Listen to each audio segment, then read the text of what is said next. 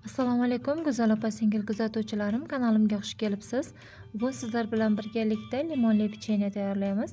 Juda ham mazali, og'izda erib ketadigan yumshoqqina bo'ladi.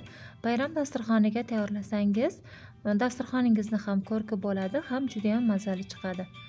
Bismillahirrohmanirrohim deb idishimizga 2 dona tuxum chaqamiz, 100 gramda shakar solamiz va shakarlari ozgina eriguncha vinchikda yaxshilab aralashtirib olamiz.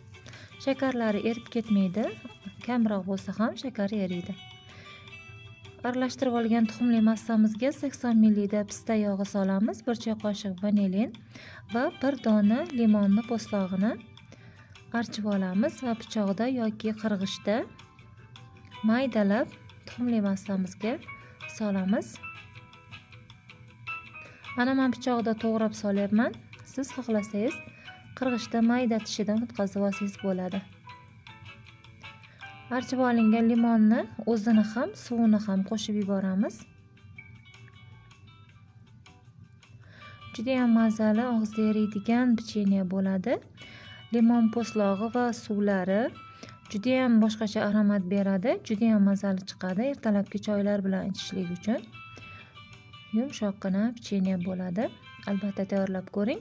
Bu retseptni o'zim ko'p bora tayyorlab, ishonchli bo'lgani uchun sizlarga ham ilindim. Endi 50 ml da qaymoq solamiz. Qaymoqni foizi 35% dan kam bo'lmasligi kerak va xona haroratida turgan qaymoq bo'lishi kerak. Xolodilnikdan olib sirazi ishlatmang. 50 gram kukuruznik kraxmal solamiz.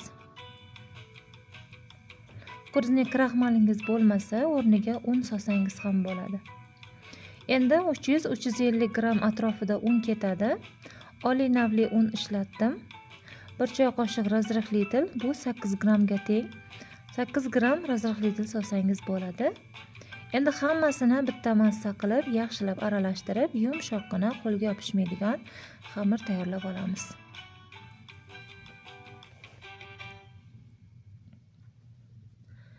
Mana shunaqangi birinchi lopatkada aralashtirib olamiz. Undan keyin esa lopatkani olib qo'yib, qo'limizda yaxshilab xamirga ishlov beramiz. Xamirni umuman mushlamang, faqat g'ijimlab xamir holatiga olib kelib olamiz. Juda ham mazali chiqadi bu pechenye. Bir marta bo'lsa ham tayyorlab ko'rsangiz, sizga ham yoqadi degan umiddaman. Mana xamirni yumshoqligi mana shu holatda bo'lishi kerak, juda ham yumshoqqina. Men 1 porsiyalik tayyorladim. Xohlasangiz, agar ko'proq tayyorlamoqchi bo'lsangiz, mana shu porsiyani 2-3 barobarga ko'paytirib tayyorlasangiz bo'ladi. Albatta oilani ko'p-kamiga qarab tayyorlaysiz. Endi qo'llarimizni yog'lab olamiz.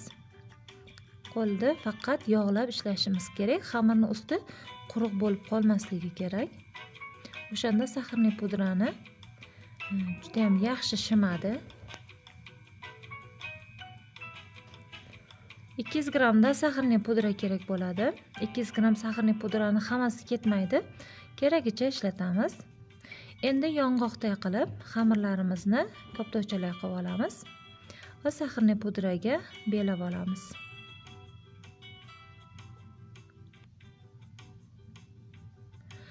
Yong'oqdan kattaroq qilib yubormang. Katta-katta bo'lsa yoyilib sifatini yo'qotishi mumkin, ya'ni xunukroq chiqishi mumkin. O'shaning uchun yong'oqday qilib koptovcha qilib olishimiz kerak.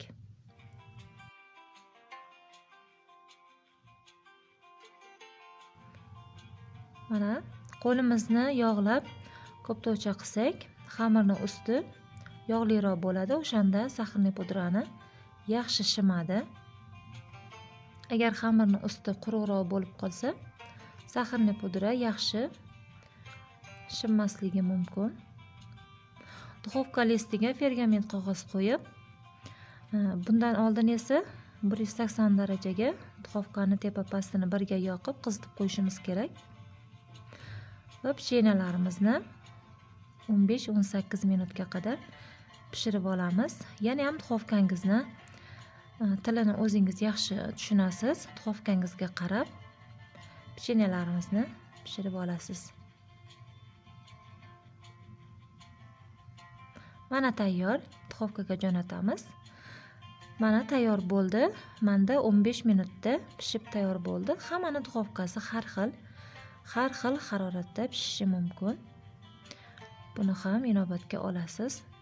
Mana juda ham chiroyli, og'izda eriydigan, yumshoqqina bo'lib chiqadigan, limonni ta'mini beradigan pechenye tayyor.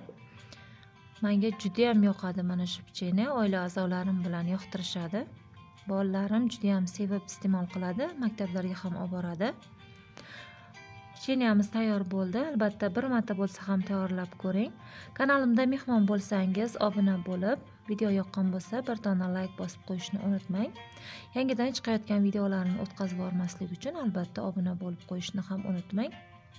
Juda ham mazali chiqadi. Albatta bir marta bo'lsa ham tayyorlab ko'ring. Yangi videolarda ko'rishguncha Allohga omonat bo'ling. Xayr, sog' bo'ling.